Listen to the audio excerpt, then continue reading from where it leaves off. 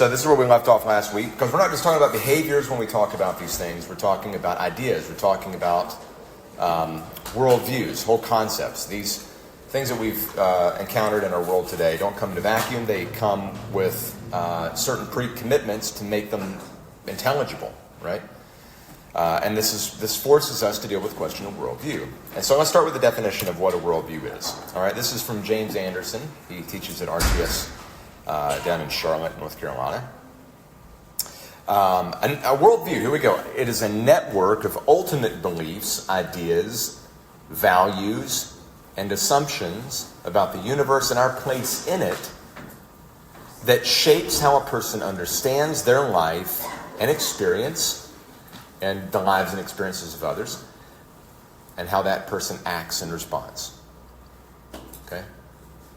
It's a network of ultimate beliefs. We have lots of beliefs, but some of them are more ultimate than others. This is going to the very rock bottom foundation. Okay? You might call these our ultimate presuppositions, the things in terms of which all the other beliefs are evaluated and understood. Okay? These ultimate beliefs, ideas, values, assumptions about the universe, okay, the world that we live in and inhabit, and our place in it. And these ultimate beliefs and ideas and values and assumptions, they shape how we understand life. They shape how we understand our experience. They shape how we understand the lives and experiences of other people. And then these inform us of how we're to live and act in response. Now, when you begin to think about the felt experiences of other people, especially when it comes to real basic questions as to identity, right? This is going to be crucial for us to be able to understand how those claims make sense, number one, and how we're to engage those claims, how we're to think about them and relate to them. Okay? So, James Anderson likes to remind us that this isn't something that some people have. Right? Everybody has a worldview. Worldviews are kind of like medullas. And anybody who gets that, that's for you. Okay, anyway. What's a medulla? What's the medulla oblongata? Anybody know what that is? It's that part of your brain back here that has a number of different functions. I think respiratory and a few other things. I don't know. But everybody's got one. It's right back here. Raise your hand if you thought about your medulla oblongata this past week. Maybe if you watched the movie Waterboy. Otherwise, you probably have not thought about that at all. But everybody's got one. Okay. Anderson also, if you want belly buttons. When's the last time you thought about your belly button? Everybody's got one. You don't ever think really about it. We've all got worldviews, even if we're not aware that we have them. That's the point he's making. So maybe another way to look at it, maybe a better way, is to think about them as eyeglasses. Okay? What do eyeglasses do? Help you see. Good, that's a piece of candy. We're trying to get people thinking here. Good. So, yeah, they help you see. And they can shape and they can color what you see. You know? 3D glasses are a good example of this. You know, you don't see the image until you put on those glasses. And then when you put the glasses on, it totally changes. Or maybe you block out the red, okay, and then all of a sudden all you see is blue, and then the red part goes away. And you switch over and vice versa. All right, worldviews really shape not just how you interpret things, but the things that you even see to offer an interpretation of. This is why it's crucial that we get this. All right? They alter what we see and how we see it. And so that's the definition. That's what we're talking about here. Can you think of maybe a recent conversation that you've had with somebody where it became very apparent that you and the other person had very different worldviews? Not just a difference of opinion on this matter or that, but some pretty fundamental differences, maybe in how you view the world, or how you view human beings, or how you view ethics. Anybody want to share an example of that, just to show that this is relevant? Yeah, Dave? I've got a good friend that lives in San Francisco who's married to Bill, Okay. And we have varied worldviews, and we talk politics several times. Yeah. Those conversations don't just revolve around a matter of the statistical analysis of a poll. It's pretty big, huh? As soon as you said San Francisco, I knew that there was going to be a difference of opinion here. Not just opinion, but worldview. Yeah.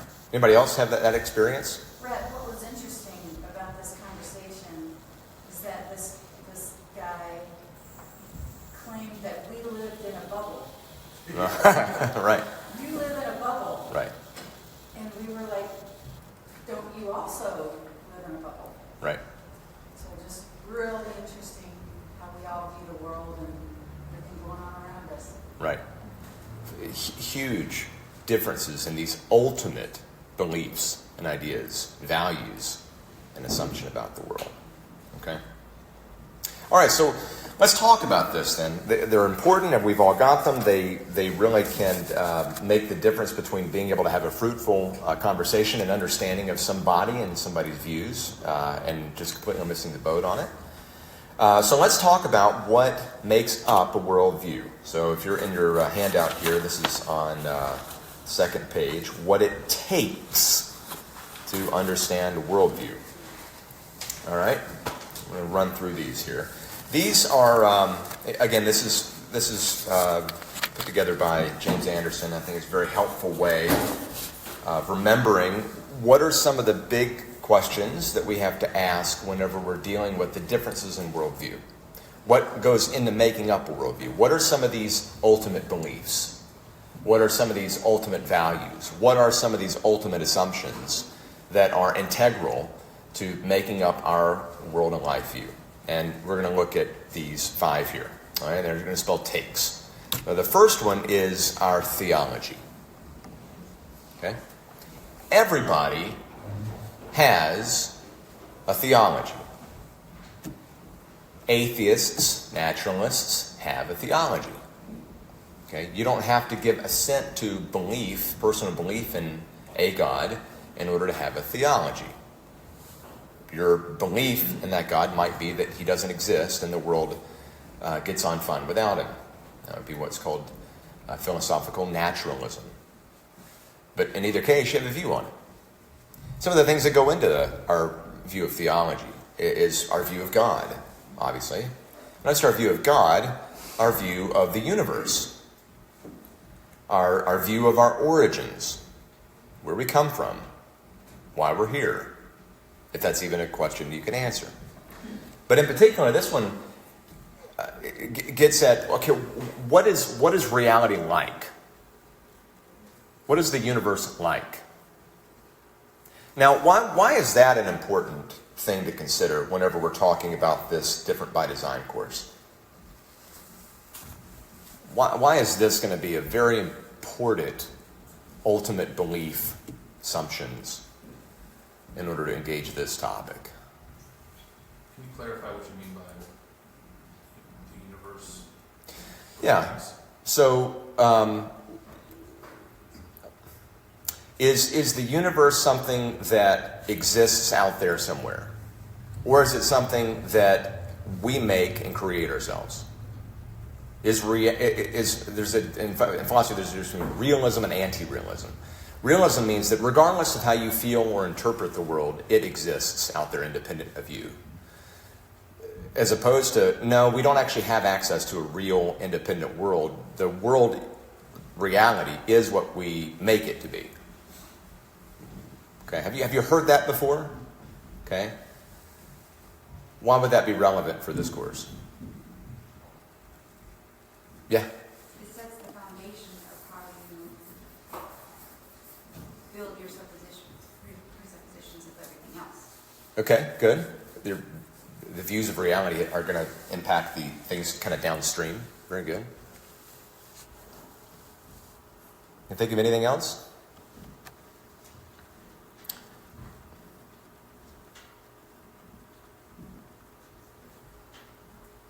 If reality exists independent of your feelings about it, what might that say to the view that says, I can really be anything I want? You can't do that. You can be whatever reality says you are, but you can't be something other than what reality says you are. What you really are. So if you're an anti-realist in that sense, and takes us to our view of theology, well, you're going to be able to do all kinds of things. You can be a cat, and there are people who believe themselves to be really cats.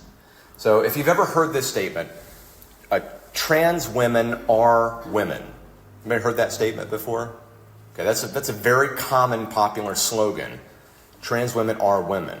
Okay, that sentence is incoherent unless you have a particular view of theology and the universe that we live in. Well, let's just pin that. We'll come back to it. We'll pursue that later. Here, maybe this is a little more clear. Anthropology. Okay, there's the A. Anthropology. What's anthropology? My brother has either a major or a minor in anthropology and archaeology. I'm telling you, Steven Spielberg had a big impact on our family. Nobody gets that either. Indiana Jones, remember that? That was a movie. That was a good movie. Anyway, what's anthropology mean? Study of man. Study of man, right? In Greek is anthropos, so anthropology, the O-L-O-G-Y, is the study of human beings. Okay? What are we like? What is our nature? What is our purpose? How are we constituted? Okay? Some very important issues whenever we talk about human gender and sexuality and sex and all these things touch on this question of anthropology. Okay, let me give you another slogan, okay? Very common slogan, and tell me why anthropology is so important for just trying to even make sense of this slogan, okay? Here's a very common slogan you'll hear. I am a woman living in a man's body. Anybody ever heard that before? Okay. I am a woman living in a man's body.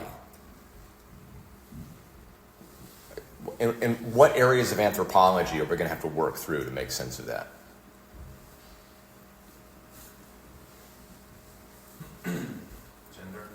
Gender. So, the question of how we're made as human beings and what gender is vis-a-vis biological sex, if those are supposed to be different. But just think about that statement again. Okay? That's me. I am a woman living in a body. It's a man's body, but I am living in a body. What did we just do between the I and the body? We separated it, didn't we? What's really you? The I or the body?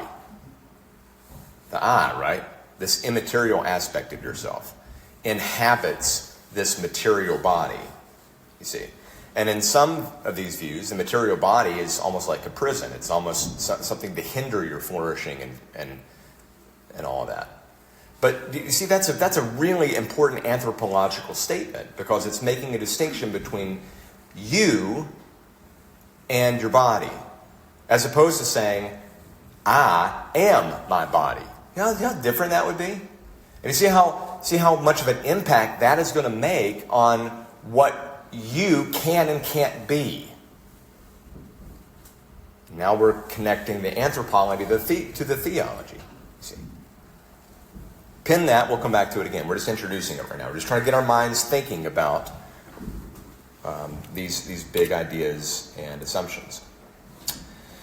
Knowledge is the next one. Theology, anthropology, and knowledge.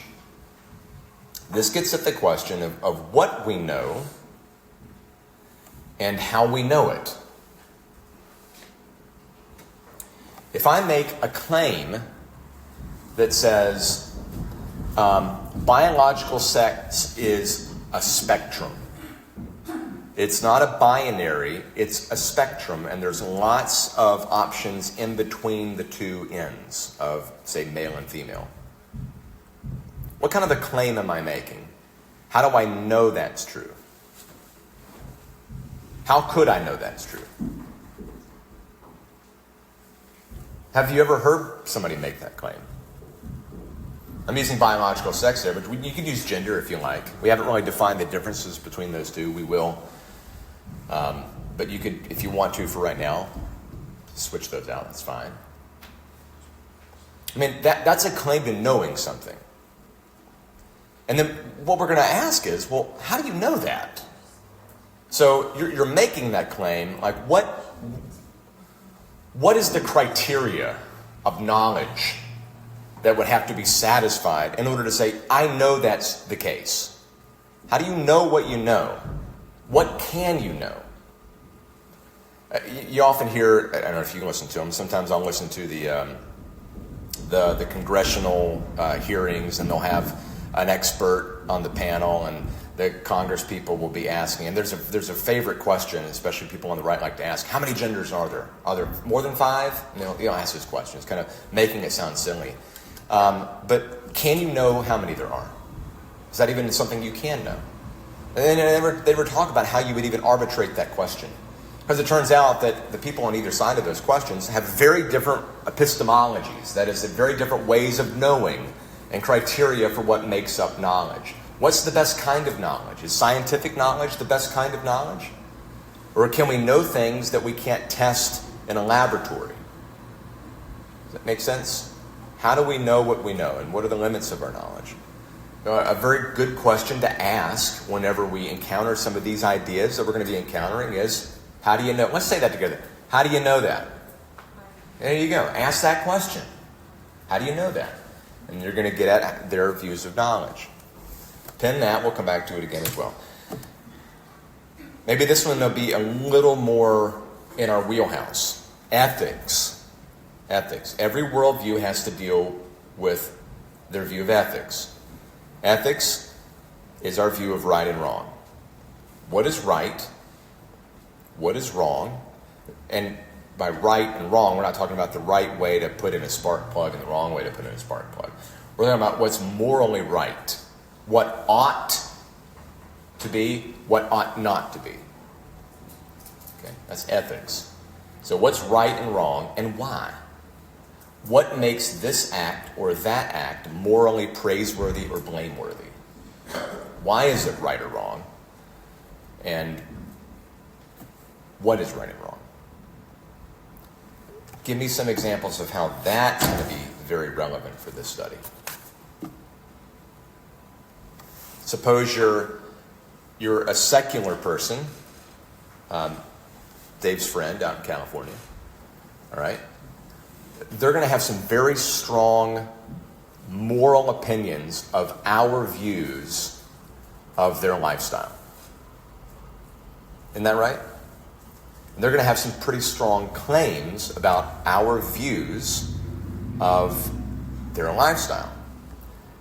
They're going to say that our view is what? What might they say our view is? Intolerance. It's a good word. What other words might be used to describe the Christian view on these things? Hateful. Good. Narrow. Great. Huh? Outdated. Yeah. Bigoted and so forth. Well, those are moral claims, right? Those aren't just, your view is a little off. It's your view is morally blameworthy. Your view is bad morally. And then we would ask, well, according to what standard? That's a big question to ask whenever we're dealing with these things. And just think about policy for a second.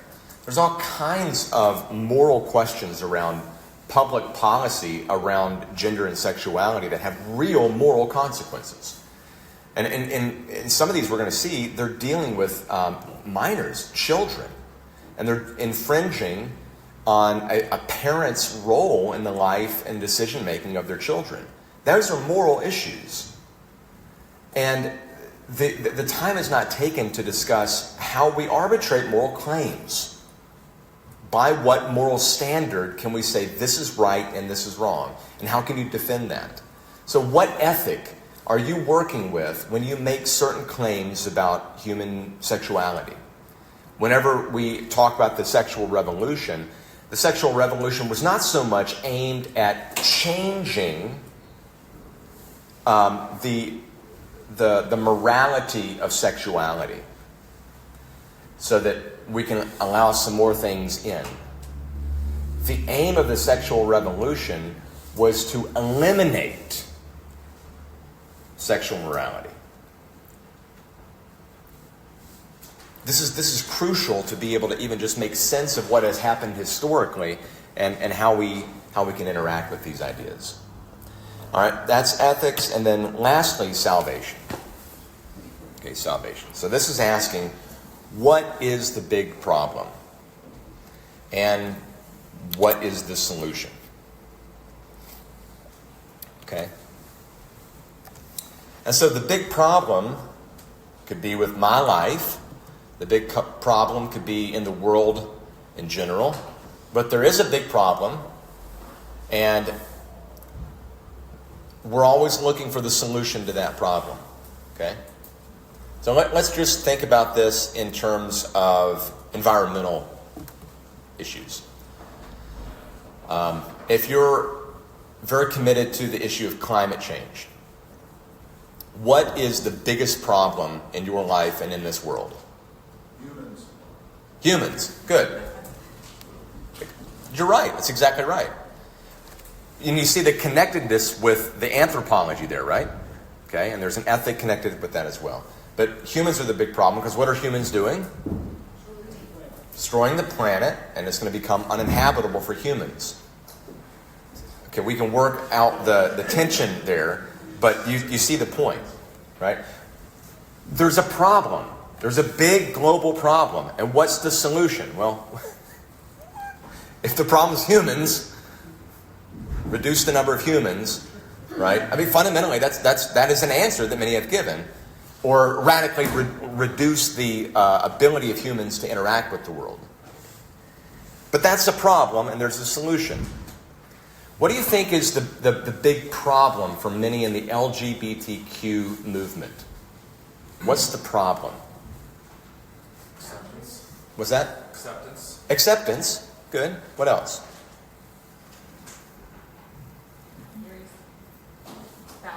Boundaries, okay? Limitations. So, freedom, okay? I want to be accepted. I want to be free. Anything else you'd say is the big problem that the LGBTQ movement is trying to solve? Guilt? Stigma? I mean, it's fundamental, I think Katie touched on it, like this restriction of boundary, okay? Even the boundary of reality. That reality says it's this and not that. You are this and not that. That's a restriction. You understand? That's a boundary that limits freedom.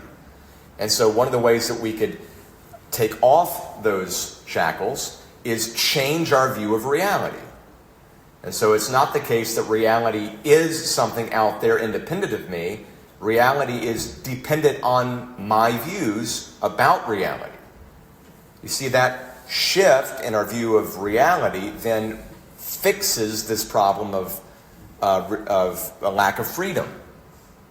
Do you see how these are interconnected? Okay? The definition of a worldview, it referred to this as a network of interrelated, interconnected, mutually supporting ideas and beliefs and values and assumptions. Okay? Because what your view of the big problem is going to affect your view of humanity. Or it's going to affect your view of reality. It's going to affect your view of ethics, and your view of how we know what we know might impact your view of what the problem is, and so on and so forth. These things are all interconnected, and we have to be able to distinguish them, but not separate them as we think through a worldview analysis of these matters. Does this make some sense? I think once we get into the specifics and we begin, especially when we begin evaluating some of these ideas and these values and assumptions, I think we'll be able to see how relevant, how important it is that we understand these 5 things. A theology, an anthropology, our view of knowledge, our view of ethics, salvation, and so forth. Let me pause here and see if you have any questions on that. See if this makes sense or if there's something that I'm not getting across here. Yeah. Are there some worldviews that might not think that there is a need for salvation? No. I think they all do. Yeah. It's pretty, yeah, you might have a worldview that you don't think about it, but you're going to operate in the world as if it is. So it could be something as basic as the pursuit of pleasure. I don't have enough pleasure. That's the big problem in the world. I need to get more pleasure. How do I do that? And then your quest in life is to discover new ways of getting more pleasure. Okay? That would be hedonism, and it's related to ethics, but that would be the big problem, and the problem of people trying to prevent your joy and so forth. So even on like a really basic level, that's what people are doing. But fundamentally, you have to have these things go into a worldview in order to have a worldview. And everybody has a worldview, which means everybody has these. But again, they're like the medullas, or the belly buttons. You have all of these, you don't sit around and you don't think about them. Many of the very young generation now are just absorbing these new beliefs and assumptions, and they're not giving thought to it. It's just kind of like osmosis going in and formulating these worldviews. Okay? I think there are certain assumptions that we have by virtue of our being made in the image of God. So we're not like some of the philosophers would say that we're not a tabula rasa, where we come in as a blank tablet. There's nothing on the board until we hit experience, and then we begin to formulate. I don't think that's right. I think we're made in God's image, and there's certain aspects of our worldview that are there by creation. Okay, God puts that in us. That said, what happens is those image-bearing presuppositions get pushed down and suppressed as these alternative beliefs and assumptions come in view. And then they become in tension with one another. But these become the dominant assumptions that direct your life. I mean, there's a reason. You remember when we looked at that chart, right, of the people that identify as LGBTQ, and we looked at the generational differences, and we went from like a fraction of a percent all the way up to, what was that, 22% or something, right? Well, the further you go back on the generational scale, the bigger the worldview gap becomes. Okay, the more you go this way to the older generations, the more commonality you have on these fundamental things.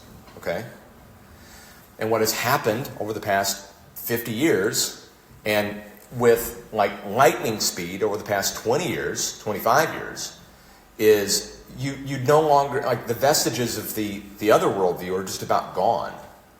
This is so radically different than what we had before. We're going to talk about a book by a guy called Carl Trueman, The Triumph of the Modern Self, right? And he's got another summary of that called The Strange New World. But he opens the book by considering that statement, I am a woman living in a man's body. And he says, my grandfather would have had no idea what that even meant. And somehow, today, that's a coherent sentence. It's a meaningful sentence. And if you deny that sentence meaning and value, you are what? What words do we just use? Bigoted, closed-minded, and everything else. Right? So this happened. Like, this is where we live right now. And this is happening because there's been such a radical change in these fundamental aspects of what make up a worldview. And so that's why we can't just go discrete, question by question or issue by issue. We have to look at it more globally. And when we come to those issue by issue things, we have to understand them in light of the bigger picture. Make sense on where we're going? Yeah. Can you even go back further than that and looking in Genesis? Would you say that this transition really is about, as the Christian worldview is pushed to the side, that we become our own gods? Oh yeah, that's a good point. So the fundamental, so the tree of the knowledge of good and evil was not there to teach Adam and Eve what was good and what was not good. That's a fundamental misunderstanding of that narrative. The tree of the knowledge of good and evil wasn't prohibited so that human beings wouldn't know right from wrong. How do they know right from wrong? God told them. If you read the narrative of the opening chapters of Genesis, there's an awful lot of stuff he tells them that he commands and prohibits. And if we read the Bible as a whole, we understand there's a ton more that was there. God was the one who determined right from wrong, and God was the revelation of right and wrong. So that when human beings needed to know right from wrong, and not just ethics, but reality, what am I? You know? All of a sudden Adam exists when he didn't, and he's like, well, what is this for? Like, what is this? And God explains it to him. Right? God tells him what reality is. Tells him who he is. It's anthropology. He tells him how to live in this world. He tells him how to discover new things about this world. He tells him, at this point, there's not a big problem, but there would be. And so the fundamental thing going on in the garden wasn't that Adam and Eve needed to know right from wrong. The fundamental issue in the garden was who would determine right from wrong. Or to put it this way, who is the standard? And the tree was there to know good from evil, and the word know in Hebrew is, in that context, is to choose. To choose good from evil. So the temptation was, will I submit to God as my standard, or will I become my own standard? And that's fundamentally what we have playing out right now. By what standard? And if it's not God, then there's only one other option. It's us. So yeah, it goes all the way back to the garden. Those are the roots of it. And there's a real sense in which whenever we trace the history of this, we could go all the way back to the garden.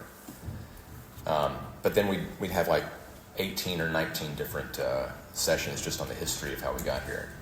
So we'll skip a little bit ahead, beginning sometime in the 1600s. That'll be... Anything else? All right, well, let me just dip into this and we'll come back to it next week. So now we're learning how to understand worldviews. Okay, we're learning what they are. We're learning why these are so important, why this is crucial if we're going to be able to make sense of any of this stuff. But we don't just need to understand it, we need to be able to evaluate them. Okay, this is not a sociology course. We're not just going to learn about the different views that are out there and say, well, these are all equally ultimate views. Like, we need to be able to arbitrate. We need to be able to evaluate them. We need to be able to say which ones are good or bad. Okay? And we need some tools for that. All right, a big piece of candy, if you can tell me what that picture's from, and it's kind of hard to see. Tool time. Who got that? Thank you. All right. Huh? Home improvement, but it was off tool time. Then for tools. Okay, extra bonus points. Does anybody know where that clip came from? This is a big Easter egg. Anybody know? Anybody seen Toy Story? Now you're going to have to look for that in Toy Story. Okay. I'm a 90s TV fan, so that's all I got. Anyway, that was my image for tools. Here's the toolkit I want to give you to be able to evaluate worldviews. Okay? And there's two sets of tools. There's what we might call head tools and what we might call heart and life tools. Okay? These are the tools that you're going to use to evaluate worldviews. All right, and here they are. Head tools. And there are going to be three. And we'll go over what these are next week. But consistency. Are these beliefs contradictory? Or are they consistent with one another? Okay. Coherence. This is consistency just on a bigger level. Like, does the worldview fit together? We'll go over all these definitions next week, so if you don't get this written down, that's okay. And then accounting. I made it through half a semester of accounting when I was in college before I flunked out of that. Thankfully, I got mono really bad that semester, so I withdrew. I didn't get the failing grade that I deserved. But that's not what we're talking about when we talk about accounting here. We're talking about, can this worldview account for, make sense of, make intelligible the things in our experience? Okay? Does it make sense of our intuitions and what we actually encounter when we hit the world? And we'll go into this in more detail. But those are more the head thinking tools, right? But we can't just rely on those things, because what we're going to see is an awful lot of this issue of gender and sexuality isn't really driven by our thinking. It's driven by our feelings. Okay? Feelings is huge in making sense of how we got where we are on these issues of gender and sexuality. We'll see that when we talk about the history of it. So we have some tools for that, okay? And these are what we call the hard or maybe the live tools. Beginning with our conscience. Does this worldview and its view of ethics resonate with our conscience? Like, is this gnawing at us just to even entertain the idea? And we're going to see the more we push the boundaries, the more we're going to rely on this issue of conscience. And sadly, what happens is there's a simultaneous movement of not just the impact on conscience and relying on conscience, just our moral intuition, and say, gosh, that seems really wrong. But what happens is the longer we submit to this in our culture, the more conscience becomes seared, and the less functioning the conscience becomes in helping us think clearly morally. So that whenever somebody says, well, we're going to take a minor and subject them to horrific mutilation and call it good, and then society as a whole praises that, something has happened with conscience. Okay, but it's not entirely eradicated. It's still a useful tool in the tool bag. So there's conscience. Livability is another one. This is the actions speak louder than words tool, right? Can you really live this out? This is a fun one whenever we come to evaluating, say, climate alarmists and their claims about our use of CO2 and their use of CO2. This is the rules for thee, but not for me. Okay. And then, does it offer hope? All right? Does this worldview really offer real lasting hope?